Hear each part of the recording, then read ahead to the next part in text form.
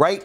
We have people doing real work out in these streets, fighting for justice. And David, we have this Lauren Boebert, and I want to start with this clip again. Let's start with the clip of her trying her hand at stand-up comedy, but her routine involves some of the most racist, Islamophobic tropes that you can imagine. Let's take a listen to D1. This is Lauren Boebert insulting Congresswoman Ilhan Omar over the Thanksgiving break.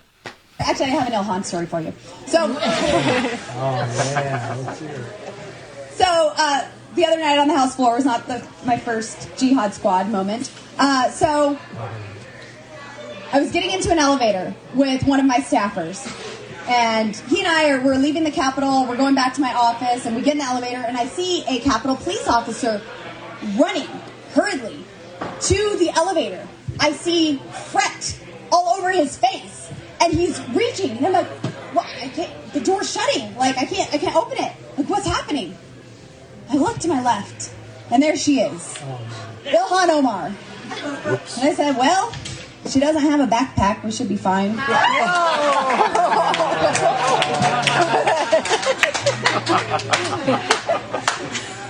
we only had one floor to go, and I was like, should I say it or not? I looked over, and I said, oh, look, the Jihad Squad decided to show up for work today.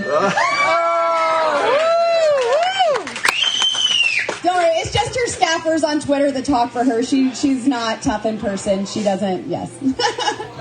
So we've got a little bit of interactions with these folks. It's just her staffers. She's too good to speak to the people like me. Right, David. Right. I speak to you and give you my crap jokes, and she doesn't speak to anybody. That's her staffers on Twitter. That's nobody. Right. This is sad. Right. I just want to start here. This is sad because, white supremacy is not supreme at all. It's a joke. It's like, is this the best Western civilization has to offer? Then I think it's time for us to bring this to a conclusion. David, how did all the apologies, how did that all work out? Yeah, so if you want to call it an apology, Dwayne put up D3. So Boebert tweeted an apology from her official account, Ben, and you could see it on screen. I think you have it on our... I'll read it for you. I'll read it for you. She doesn't have a very deep vocabulary. I'm sure I can make my way through this one. Yeah, she said, I apologize. I apologize to anyone. I'm an asshole. I apologize to anyone in the Muslim community I offended with my comment about Rep. Omar. I have reached out to her office. I'm trying to read it like her. Reach out to her office to speak with her directly. There are plenty of policy differences to focus on without this unnecessary distraction. I'm sorry, Sway. You created this. How are you going to complain about a distraction that you created? Right. And see, this could have been a not just your typical non-apology apology. But you have to add that little last part in, like this isn't my doing, but we'll get through it. Yeah, you're right, David. It's that passive aggressive apology. It's an apology. Sorry, not sorry. That's what this is. Yeah. Hold on, man. You queued it up perfect. You said you were trying to read it like her. If you was going to read it like her, it would have sounded like this. Wait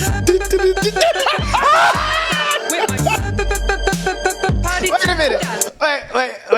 Wait. Nope. You cannot play that unless you show the people what we're talking about. You got to show the video. We give you Congresswoman to the artist, honest. No. That's what they say. Congressman Lauren Boebert. Party till I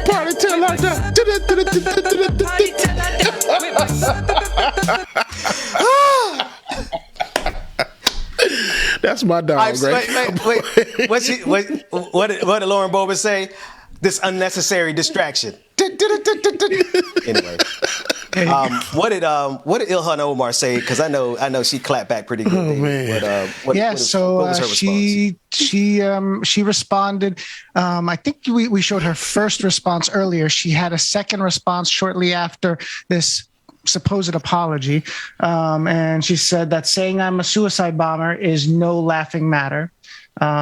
She called out the leader, McCarthy, and Speaker Pelosi, saying they need to take appropriate action, normalizing this bigotry and not only endangering her life, but the lives of all Muslims. Anti-Muslim bigotry has no place in Congress. So she's, she's been, even after this, she's continued calling out McCarthy because he's, radio silent. And so far the Dems the leadership. I don't think they've really spoken up as strongly as they did after the Gozar incident, the video. See, this is why I talk about their mamas.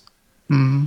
This is why I talk about, I have no respect whatsoever for any Republican whatsoever, because if you're okay with Lauren Boebert talking about Ilhan Omar and calling her a terrorist, right, then you should be okay with me celebrating that Rush Limbaugh is still dead every day. See, you're not going to shoot and we not shoot back, rhetorically speaking. You're not going to be cruel to us and we don't return cruelty, because the best I can tell, Lauren Boebert probably put in some butt implants to make herself look appealing to her masses. Because, come on, I mean, Lauren Boebert is kind of like struggling here, and she's the best that you all can do. This is white supremacy run amok. This is white mediocrity. I got to correct myself. I'm so tired of calling it white supremacy. This is like white mediocrity is what we should call it from now on. But this is the pathway, fellas. This is how they get to power. The crueler you can be, the more ignorant that you can be, right? The more bigoted that you can be, the faster you ascend to the top of the Republican Party. Ask Donald Trump.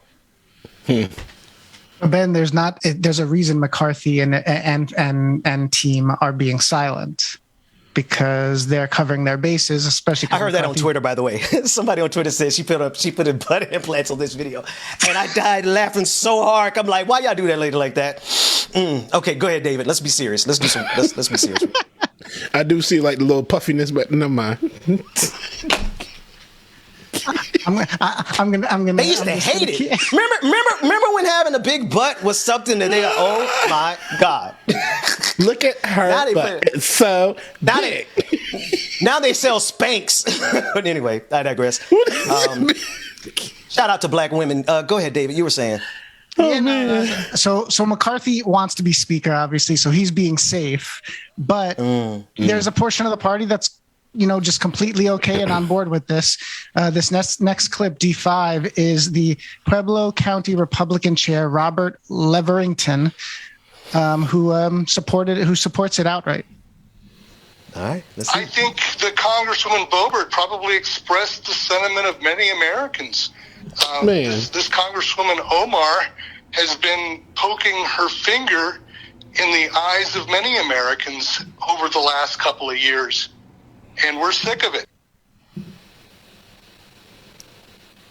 Man, that man is like one Philly cheesesteak away from a comorbidity, man. Look, I got nothing to say. I mean, I know I'm fat, but God damn, that boy look greasy. Bitch. This is not what I signed up for this morning, okay, Benjamin? We will not play with you today. But he did sound like he one cheeseburger away from the grave, my dog. Most Americans love Jesus voice with everybody. I'm just saying, she represents all the good God-fearing Americans. What else you got, David? Oh, man. Not playing with Ben today. David, you got some more? Is that it? So yesterday, you got David all messed up over there. Yesterday, there was a meeting between a phone call between Boebert and Omar. It didn't result well, as you might expect, because Boebert refused to publicly apologize. We should just call her Breitbart, because Boebert is hard to say. Lauren Breitbart, go ahead. It is. I kind of want to know where the ancestral thing behind her name is, but that's all right. Anyway, savage. Oh, sorry. That was the wrong. My bad. Go ahead. I'm going to get that one right later on. Go ahead, David. Yeah, so Dwayne, roll D6. This is Boebert's recap of their call. Neanderthal pause. Hey everyone, this is Lauren with a quick update on a phone call I had today with squad member Ilhan Omar. I had reached out to her Friday, and 3 days later I was able to connect with her on the phone because I wanted to let her know directly that I had reflected on my previous remarks. Now, as a strong Christian woman who values faith deeply, I never want anything I say to offend someone's religion. So I told her that, even after I put out a public statement to that effect. She said that she still wanted a public apology because what I had done wasn't good enough. So I reiterated to her what I had just said. She kept asking for a public apology. So I told Ilhan Omar that she should make a public apology to the American people for her anti-American, anti-Semitic, anti-police rhetoric. She continued to press, and I continued to press back. And then Representative Omar hung up on me. Rejecting an apology and hanging up on someone is part of cancel culture 101 and a pillar of the Democrat Party. Make no mistake, I will continue to fearlessly put America first, never sympathizing with terrorists. Unfortunately, Ilhan can't say the same thing, and our country is worse off for it. Please know I appreciate you and your support. I appreciate you understanding that I will always shoot straight with you. This isn't about religion. It's about the horrible, failed Democrat policies and anti-Americanism that I will call out each and every time I hear it.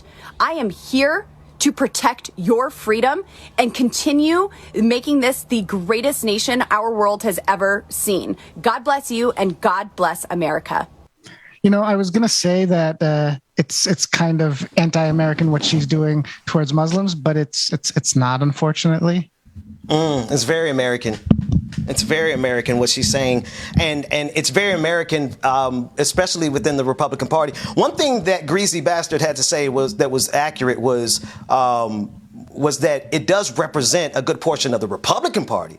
I don't think it represents a good portion of America, but this bigoted sentiment does represent a good portion of the Republican Party.